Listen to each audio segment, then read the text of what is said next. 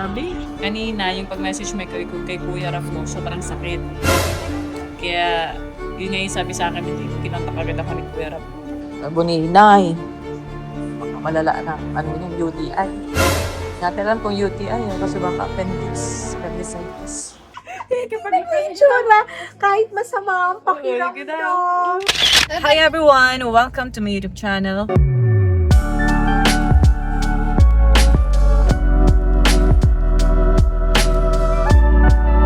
So for today's video, may aasikasuhin po tayo. Siyempre, unahin po natin ngayon yung schedule ni Jackson kay Doktora. Ayan po, Jackson. The-check up muna si Jax. Let's see kung siya po ay i-vaccinate ngayon. Kasi nga may isipon siya. Pero tingnan natin kung papayagan ni Doktora. Ito si Rabay. Sumama? Bakit ka nga sumama, Rabay? Saan tayo punta? Dahil, anong titingnan mo sa SM? Dinosaur. Dinosaur po. Yan po ngayon ang bagong gusto ni Rabay, dinosaur. Kanina ayaw niya sumama, pero sumama dahil nung nabanggit ang dinosaur. And also, minessage po ako ni Rab kasi may mission po sila ngayon, malayo po yung pinuntahan nila. And meron po isa sa scholars po natin ang may masakit daw po ngayon. Kaya yun po yung dadaanan natin after nito kay Doktora Jax. Dadaanan po natin si Buninay or yan, are also known as Eliza po. Yan. Oo, sa Buninay daw masakit ang tagiliran. Bandang yung tagiliran hanggang puson. Parang last week pa daw niya naramdaman. Nag-message po siya kay Rab. Kaya po ngayon, sasamahan po natin siya, dadaanan natin siya sa bahay nila para po siya ay mapa-check up. Yun nga ang titingnan natin kasi sobrang hindi na daw kaya ni Bunina yung sakit, yung pain na nararamdaman niya. Kaya pupuntahan po natin siya. Tayo na lang po sasama sa kanya at dahil nahihirapan nga din siyang kumilos. So ayan, samahan niyo po kami sa mission ngayon. Nung lang yan, nung mismong birthday ba ganyan? Ang dami mo kasing bisita. Ayan. Nakakano po. Okay. 17 kilos. So, Ayan, may tunog. May ubo-ubo na ang nag-birthday. Yung similak po. Okay, yung stage 3 na. Ay, hindi pa ito nag-i-school. Hindi po namin pinapat, baka makahawa po. Wait lang, anak. Sige. Tapos yung prednisone, meron pa. Meron pa po. Okay, so yung prednisone. Pareho na tayong namot ni Kuya. Zero. Hindi ka na-drops at 1-year-old ka na. Dosage lang mag-iiba.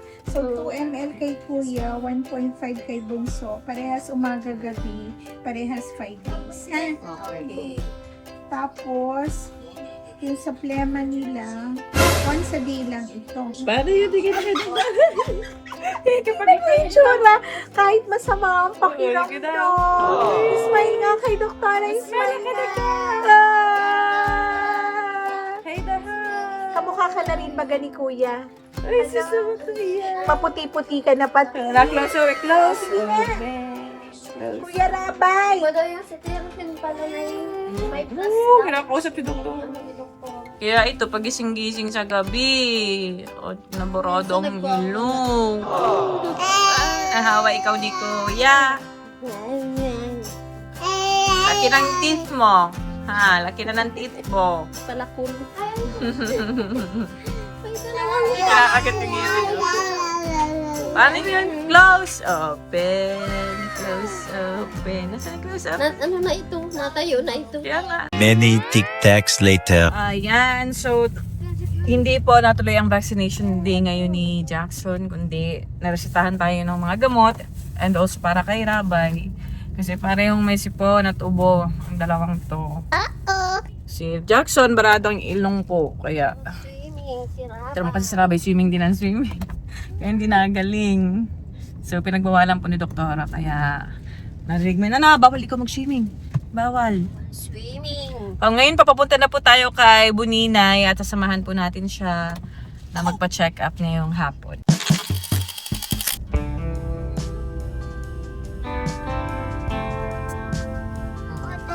Nandito na tayo sa labas ng bahay. Si Buninay, oh. Siyempre, natapa-check up natin sa ate po. Ate Buninay! Let's go!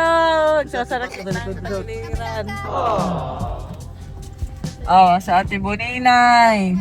What happened to Ate Buninay? Sakit ko ng tagiliran ko. Sabi na last week mo pa daw yan nararamdaman? Last week po. Uy, Rabay, wawa Ate Buninay. Masakit daw ang tagiliran na Ate Buninay. What will you say? Ano, hug mo Ate Buninay, talihag mo. Hug mo sa Ate Buninay. Sige na, hug mo sa Ate Buninay. Ate Buninay. May slip na, may So ano yan, hindi ka nakakakilos maayos? Opo, hindi. O di ba nag-ando ka kahapon? Pinahilot mo? Pinahilot mo pa. Pero nagpahilot ka pero hindi ka pa nagpa-check up talaga kasi wala pa. So ngayon ka pa na talaga ma-check up. Okay, sige. Ayan, dito na tayo, magpa-check up tayo. Check up pa natin si Ate Buninay. Buninay. Baka malala na, ano yung UTI. Natin alam kung UTI yun kasi baka appendicitis. Natin. So, ano na lang kilo mo? Yan ang ano ng BP mo?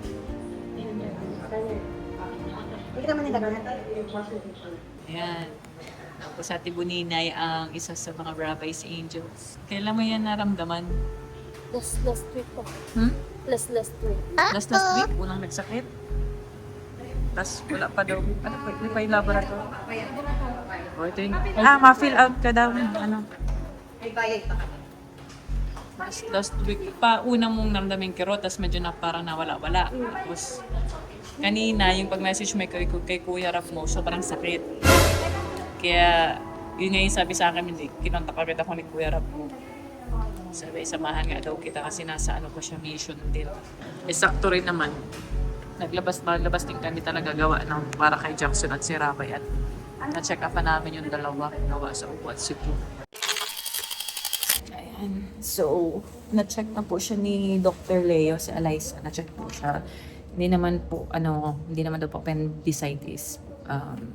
Na-rule out naman po yun. Hindi rin matigas sa area na sinasabi niya sumasakit. So, yan, good thing, thank God, at hindi siya for operation, hindi siya appendicitis.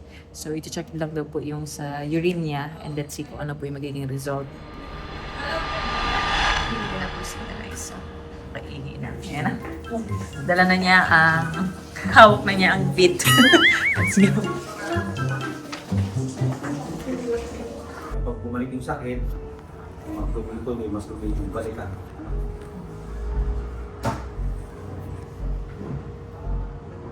Wala akong ma-allergy sa gamot. May infection ang ihi. UTI nga. Tapos ay meron na. Galing ako sa lab. Ayan. So, andito naman na po yung resulta ng laboratory test ni Buninay.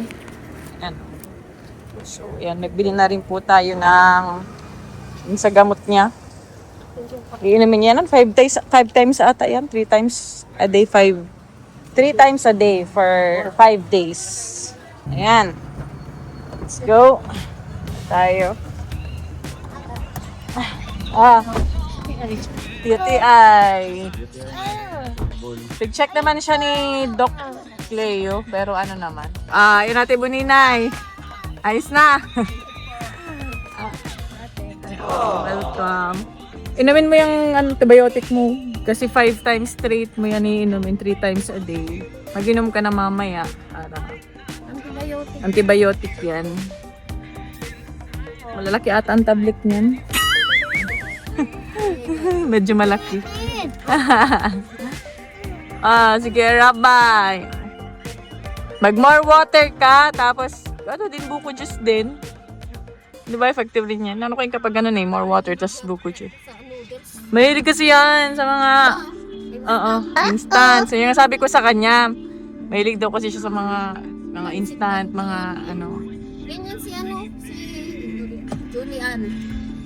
Siya din, si Baswash Girl. Oo. Pareho kayo ay mahilig sa maaalat. Mag-eat healthy kayo. Yan. Talagang masasaktan ng nyo dyan. UTI pa more. Hirap siya eh. Hindi na kinaya ang sakit. Suka pa po kanina. Grabe. Oo, at huwag mo na patin palalain. More water ka talaga. Bakit? Halika na. Yan, naglalapit na kay mami. Bawal ikaw dito. Bawal ikaw dito kay mami. We're here. Labas na ng bahay ni Ate Bonina. Bye, Ate Boninay. Okay, get well. Kala ko dito. Sige na. Bye na. Bye na ikaw at kailangan magpahinga natin Boninay. Bye-bye. Bye, si Boninay. Bye-bye. Ingat. Yan na si Boninay.